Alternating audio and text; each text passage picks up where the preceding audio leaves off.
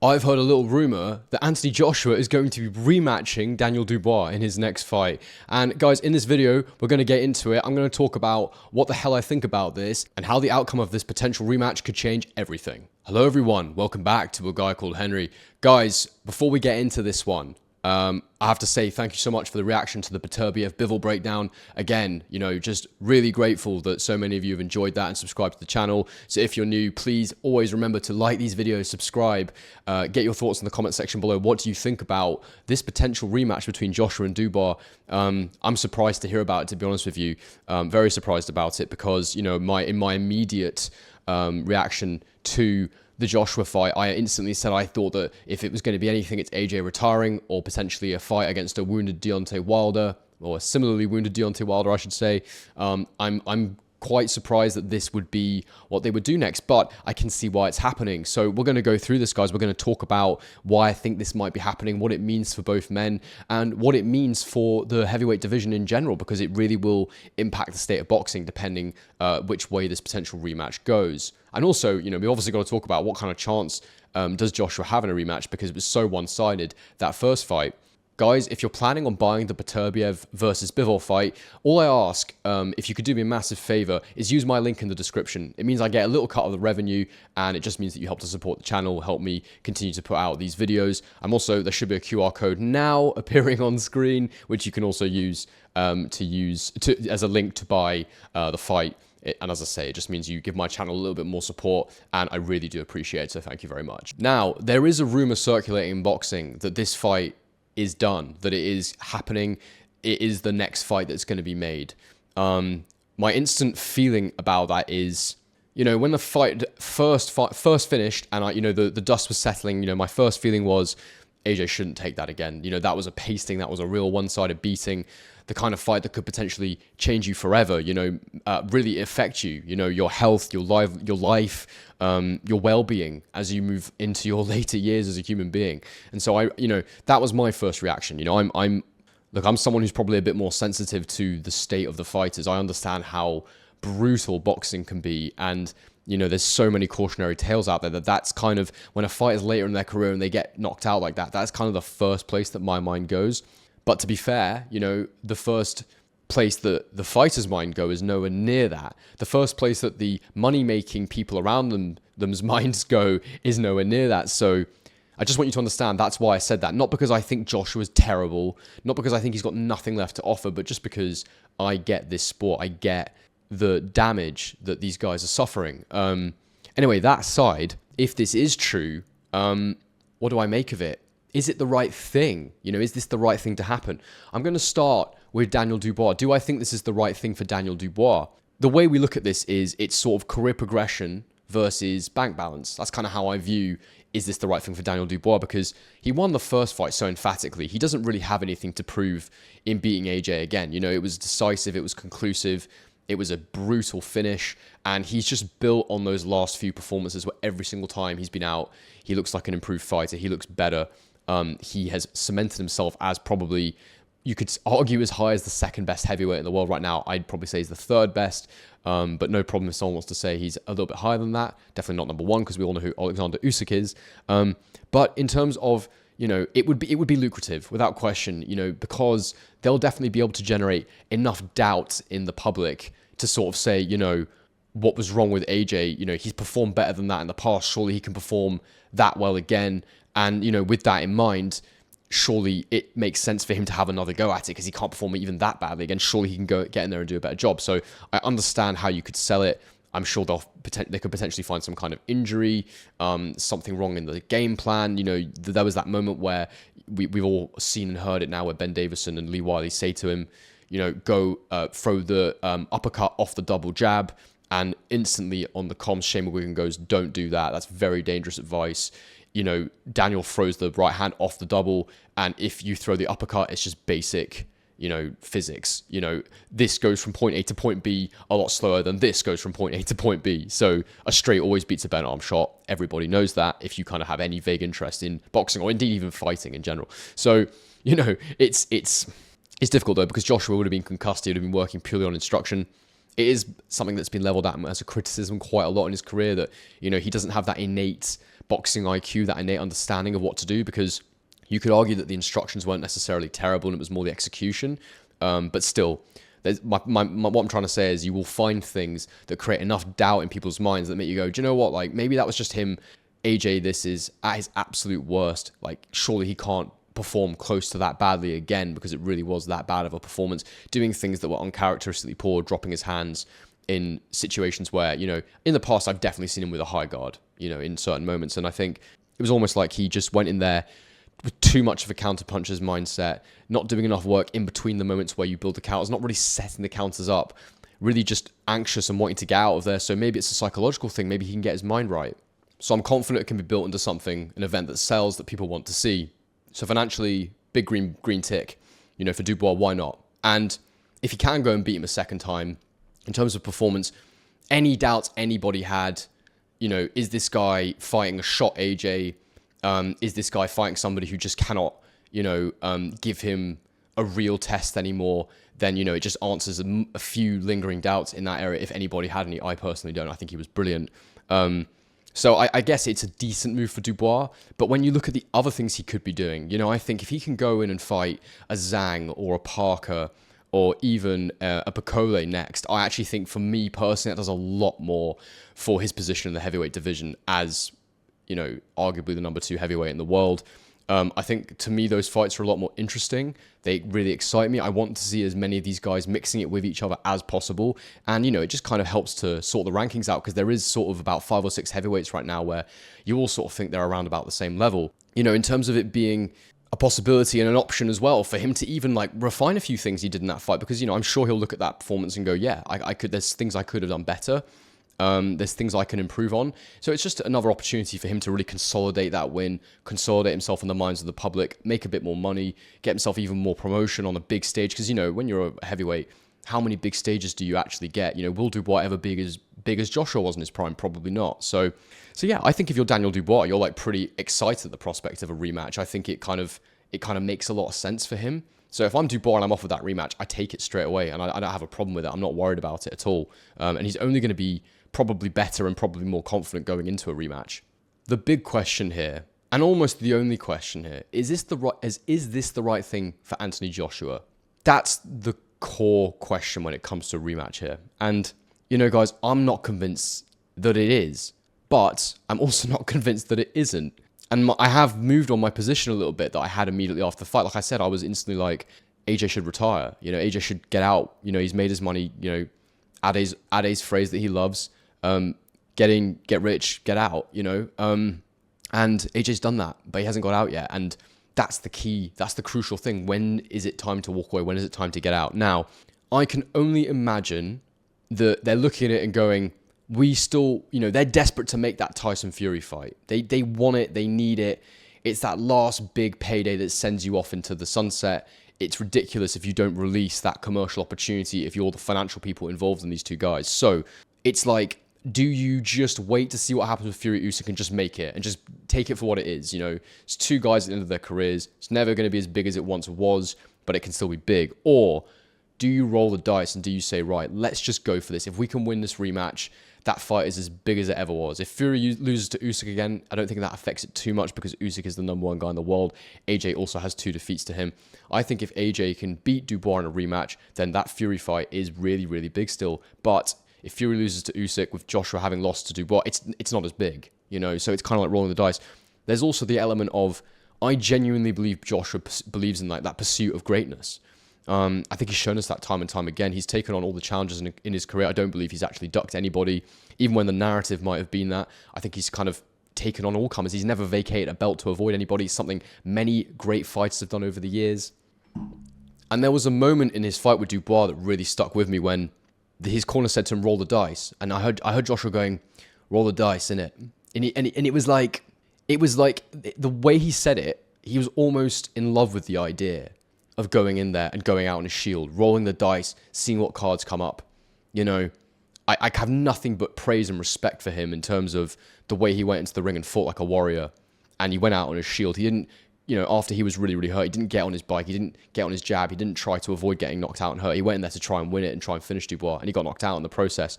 What do you say? Fair enough. You can criticize his technique, you can criticize his IQ, you can criticize the fact that he performed really, really poorly. But you can't say he's not an absolute warrior, an absolute fighter. But in terms of his own mind, how would he feel looking at that rematch? If for him, he's going to look at it and go, this is an opportunity for greatness. This is an opportunity for history. And when you've made as much money as he has, what motivates you? Before the fight, I talked about this. We looked at his off-the-cuff interview, and he spoke about motivation for him. He was talking about charities and fighting for like communities and causes bigger than himself. And I just wasn't buying it, guys. And I was like, that doesn't sound like good enough motivation versus someone who's young and hungry and has that desire to get themselves into a better place in life and make their name in the sport. So now he's got that desire, he's got that drive, he's got that thing to really push him. I wonder if that can give him a bit more of an edge in a rematch. It might not be enough to overcome Dubois' ability and skill level and just freshness. So I don't know. He also said he thought Dubois was SHIT when he was in the corner, and maybe he truly believes that. Maybe in his mind he's like, I really don't think this guy is that good, and I just think I was even worse than he was. I don't know. It's hard to justify that one when you lose that badly, but there is an angle in there to say that he doesn't really believe in what beat him. He believes in how bad he was. So I don't know, guys. It's so hard to weigh this up. He doesn't need the money. It's not about the money, I don't think. I think this is about greatness. I think this is about maximizing that Tyson Fury opportunity and making it something that's worthwhile doing still, rather than just walking away and it never happening. And ultimately, I think it's about pride and ego, because he got humiliated in there by Daniel Dubois, and he's going to want more than anything to have a get back. And, I think also he'll look at his performances in previous rematches. He's always improved if he hasn't won. Andrew Ruiz won, obviously made a big mistake, got caught, knocked out. Andrew Ruiz 2, he goes in there with a whole fresh new game plan, comes in a completely different fighter, changes his weight, changes everything, new game plan, and he goes in there and he boxes his head off. I mean, it wasn't like a pure boxing performance, it was more of an athletic boxing at range performance, but regardless, he'll look at that and go, look, I did that then. Usyk 2, I think that there were still lingering problems there, but he did come in and put an improved performance in. And I still think that's probably one of the best fights we've seen against Usyk, so you can take confidence from that as well. And the fact that, Dubois is not on the level of Alexander Usyk, in my opinion. Definitely not the Usyk that beat Joshua in those two fights, because, in Usyk, you could argue there's been a bit of slippage since then even. I think he's still at an unbelievably high level, but I just think that was the best Usyk we're probably ever going to see. And I think he'll look at Dubois and he'll go, yeah, that there's a lot to work with for me still. And, guys, when you look at Dubois, when Joshua started landing those right hands towards the end of the fight, it was because he started getting his head off the center line, and Dubois couldn't use that jab defense. I think someone told me it's called the wedge, but he couldn't use that jab defense, as I call it, because he got his head around it, he got the right hand inside it, so he was able to actually land it. So I think that AJ will look at it and he'll think that there's other ways he can hurt Dubois. I think he can go in there and be a lot more active. I think that, he'll definitely think he can do a lot better of a job of setting up those counter punches, because he was just throwing them like willy-nilly. Like, he was just like, he just didn't want to be in there almost. Like, he did because he was brave and he went out on his shield and all that stuff, but he didn't in the sense of, I could sense his anxiety. I could sense the rashness about him. And like, when you're a counter puncher, the one thing you've got to have is composure, and he had none. So that confused me. A lot of things confused me about the performance, really.